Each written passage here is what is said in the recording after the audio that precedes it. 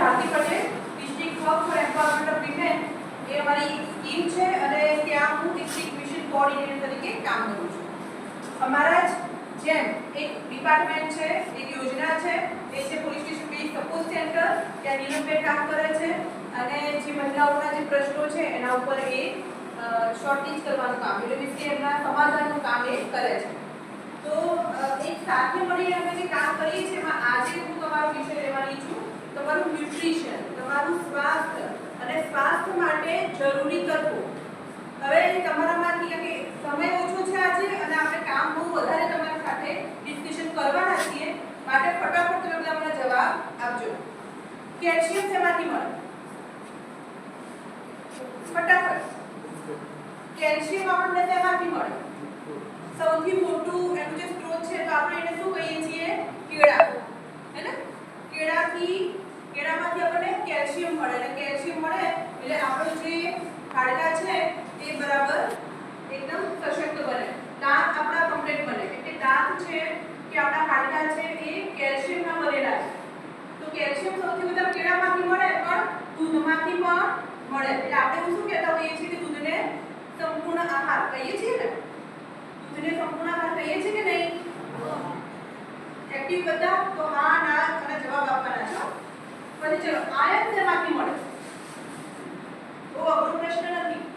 Iron લોહ તત્વ શેમાંથી મળે? જે ખાવે બેટા, આપણે એવું નહીં રાખવાનું કે હું ખોટું બોલીશ. તમને બધું બોલવાની છૂટ છે, ખોટા જવાબ આપવાની તમને બધાને છૂટ છે. હાથ ઊંચો કરો, જેને આપણે ભલે ખોટું કરવાનું. આયર્ન શેમાંથી મળે? તો સૌથી વધારે કઠોળમાંથી મળે. આપણા ઘરે દાળ બનતી હશે તો મમ્મી ખાસ આપણને કહેતી હશે કે બેટા દાળ પીવાનું રાખ, બાટકી ભરીને પી જાઓ, આવું કહેતા હોય છે ને? તો પછી જો નાનું બાળક આપણે હોય 6 મહિના 8 મહિના વર્ષનું, તો આપણે સૌથી વધારે એમને ભાતનું ઓસામણ અને દાળનું પાણી આપીએ છીએ, કેમ કે એમાં સૌથી વધારે આયર્નનું પ્રમાણ છે. આયર્ન એ સિવાય પણ ઘણી બધી જગ્યાઓથી મળે છે. જેમ કે આપણે લોખંડની કઢાઈમાં શાક બનાવીએ તો એનું આયર્ન આપણને મળે. પછી પાલકમાંથી, લીલી શાકભાજીમાંથી પણ આયર્ન મળે છે. તમને ક્ષાર એમાંથી મળતા હોય છે.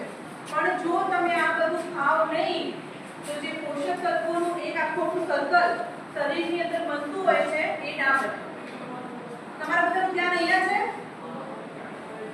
ઓકે. તો દૂધમાંથી બીજું એક વિટામિન મળે છે, એ કયું? Vitamin A. એક્ચ્યુઅલી એમાં ઘણું બધું મળે છે, પણ જેમ આપણા સૂર્યપ્રકાશમાંથી આપણને શું મળે? સૂર્યપ્રકાશમાંથી વિટામિન ડી. વિટામિન ડી શેમાંથી મળે? સૂર્યપ્રકાશમાંથી. પણ દૂધમાંથી પણ વિટામિન ડી મળે છે. પણ એ વિટામિન ડી તમને ક્યારે મળે? જ્યારે તમે કેલ્શિયમનો એની સાથે પ્રયોગ કરો ત્યારે. આ બહુ જરૂરી છે. પછી દરેક તત્વોમાંથી, તમે જે દાળ ખાઓ છો એમાંથી સૌથી વધારે પ્રોટીન હોય છે. એટલે મોટા ભાગે તમારે કઠોળનો ઉપયોગ અઠવાડિયામાં 2 દિવસ કરવો જોઈએ.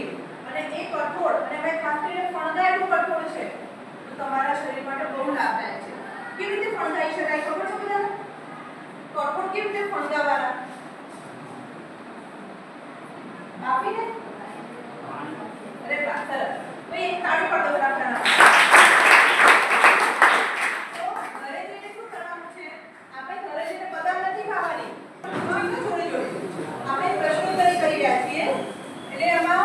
ધારો કે આયર્ન લોહ તત્વ સૌથી વધારે આપણા શરીરમાં જાય એવું કરવું હોય તો શું કરવું પડે? એની સાથે વિટામિન સી લેવું પડે. તમને એમ થશે કે વિટામિન સી ક્યાંથી મળે? સરસ. સૌથી સારામાં સારો લીંબુ. બીજું ખાટા ફળો. ત્રીજું પ્યાજ. સોરી બેટા, પ્યાજ, ડુંગળી. વિટામિન સી નથી મળતું એમાંથી, પણ એમાં થોડું મિનરલ ક્ષાર મળી રહે છે. પણ આપણે વાત કરીએ છીએ કે વિટામિન સી. બીજું એક આમળા. આમળા વિટામિન સી નો બેસ્ટ સ્ત્રોત છે.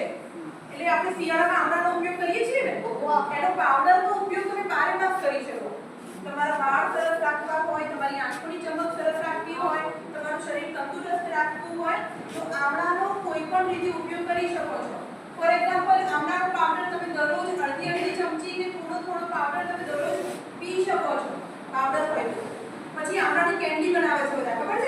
આમળાનો મુરબ્બો બને.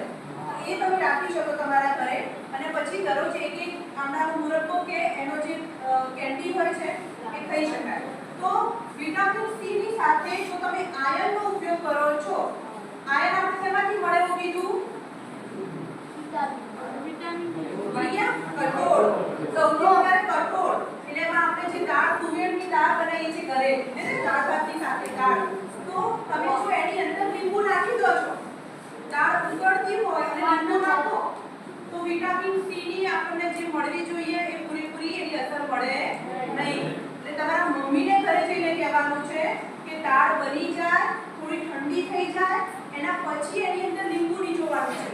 અને સારામાં સારી વસ્તુ એ છે કે જ્યારે જમવા બેસો અને દાળની અંદર એક વખતે લીંબુ નીચોઈને તમે ખાઓ છો તો આયર્નની સાથે વિટામિન સી આ બંને જ્યારે મળે છે ત્યારે સારામાં સારો આપણને આયર્ન અને વિટામિન સી બંને મળે છે. પણ જો તમે લોચુંબક જોયું હશે ને, લોચુંબકમાં કેવું હોય, એક બે છેડા ભેગા કરો ને એટલે બે છેડા એવા હોય કે જે ફટાફટ ભેગા થઈ જાય, એને કહેવાય આકર્ષણ. અને બે છેડા એવા હોય કે જે જો ઊંધા ભેગા કરો તો તમે મથી મરી જાવ ને તો બે છેડા ભેગા થાય નહીં, તો એને કહેવાય અપાકર્ષણ. તો આયર્ન અને વિટામિન સી એ આકર્ષણનો સિદ્ધાંત છે. બંને ભેગા થશે તો તમને સારામાં સારું પોષણ મળશે. પણ જો તમે વિટામિન સી ની સાથે કેલ્શિયમ લીધું કાં તો આયર્નની સાથે કેલ્શિયમ લીધું તો એનું ફળ મળશે તમને નહીં અને આખું શરીરની બહાર એ તત્વો નીકળી જશે. તો શું શેમાંથી પ્રશ્નો થાય છે કહું તમને. બાજરીમાંથી આયર્નનું પ્રમાણ ભરપૂર હોય છે. આપણા ઘરડા જે લોકો હતા ને એ ખાસ આનો ઉપયોગ કરતા કે બાજરીનો રોટલો બનાવે સરસ અને પછી શું કરે, એને ચોળીને એમાં દૂધ નાખે. દૂધ બેટા અંદર દૂધ લઈ તો દૂધ નાખે ને તો દૂધ. તો હવે જે રોટલો છે એની અંદર આયર્ન છે, ફાઈબર છે અને સાથે એની અંદર જે તમે દૂધ નાખો છો એની અંદર કેલ્શિયમ છે અને બીજા ઘણા બધા મિનરલ્સ છે. પણ આયર્ન અને કેલ્શિયમનો વેર છે. શું છે પ્રશ્ન? એ બંને નથી બનતું, એ બંને હંમેશા જબડા ચાલે છે. એટલે જો બંને સાથે લીધા તો બંને અંદર જબરીને એક પોષણ તમને અંદર લેવા દેશે નહીં.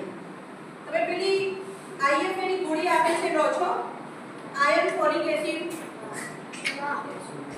આયર્ન ફોલિક એસિડ ની જે ગોળી છે તમે દર બુધવારે ખાસ કરીને જે ગવર્નમેન્ટ હોય છે સ્કૂલો એમાં ખાસ અપાતી હોય છે.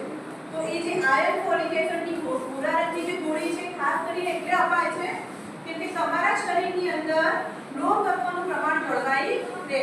અને એ જે ગોળી છે તમે ઘણીવાર એવું કીધું હશે, તમને ડોક્ટરને બતાવવા ગયા છો તો કે આ બેને લોહી ઓછું છે કે આ ભાઈને લોહી ઓછું છે શરીરમાં, તો લોહી વધારવાની ગોળી. તો એ બીજું કંઈ નથી, જે એકદમ ફ્રી ઓફ કોસ્ટ આપણે અહીંયા જે પીએચસી માંથી મળતી દવા છે એ જે તમને ડોક્ટરો આપે છે અને તમારી પાસેથી પૈસા વસૂલે છે. તો આપણે શું કરવાનું છે કે જ્યારે ઘરે જમવાનું જમો છો ત્યારે એની અંદર લોખંડના વાસણમાં ચોખા બનાવો, પછી એને ફટાફટ કાઢી લો. કેમ કે જો તમે લોખંડના વાસણમાં બનાવેલો ખોરાક રહેવા દો છો લાંબો ટાઈમ તો એ લીલા કલરનો થઈ જાય. એટલે લોખંડના વાસણમાં ખોરાક બનાવીને પછી એને સ્ટીલના વાસણમાં કાઢી લેવાનો. બીજું કે તમે આયર્ન અને વિટામિન સી નો ઉપયોગ કરો. એટલે જ્યારે પેલી જે ગોળી છે લોહી વધારવાની ગોળી એ તમે જ્યારે ખાતા હોય તો એની સાથે તમે વિટામિન સી એટલે લીંબુનું પાણી પીઓ સાદા પાણીની જગ્યાએ, તો તમને એની અસર સારી થશે. બીજું કે જ્યારે તમે આ વિટામિન આઈએફએ ની ગોળી લેતા હો, બેટા તમારા બધા માટે બહુ જરૂરી છે. જ્યારે તમે આ ગોળી લેતા હો એ વખતે એના કલાક પહેલા અને કલાક પછી તમારે દૂધ કે દૂધની બનાવટનો ઉપયોગ કરવાનો નથી. આ ખાસ જાળવવાનું છે. તો તમારું જે શરીર છે એ તંદુરસ્ત રહેશે અને દરેક પ્રકારની જે અત્યારનું વાતાવરણ બદલાયેલું છે ને એ ઘણાને છીંકો આવે, ઘણાને શરદી થઈ જાય, ઘણાને માથું દુખે, તાવ આવી જાય, ઝાડા થઈ જાય, તો આ બધું થવાનું બંધ થાય. અને દીકરીઓ તો ખાસ માસિક ચક્રની અંદર જે તમારા બ્લડ લોસ થાય છે આમાં હસવાનું કે શરમાવાની કોઈ વાત નથી. આ એકદમ નેચરલ બાબત છે. દીકરાઓએ પણ આ બાબતે પ્લીઝ કોઈ કોમેન્ટ કરવી નહીં. આ ધ્યાન રાખવાનું છે કેમ કે આ પ્રક્રિયાથી જ આપણે આગળ જતા માં બની શકીએ છીએ. પહેલું એટલે એ શરમ રાખવાની વાત નથી, પણ ખાસ કરીને તમારે તો આયર્નની જરૂર સૌથી વધારે છે. એટલે બધા વિટામિન અને આયર્નનું સૌથી વિશેષ પ્રમાણ તમારે લેવાનું છે.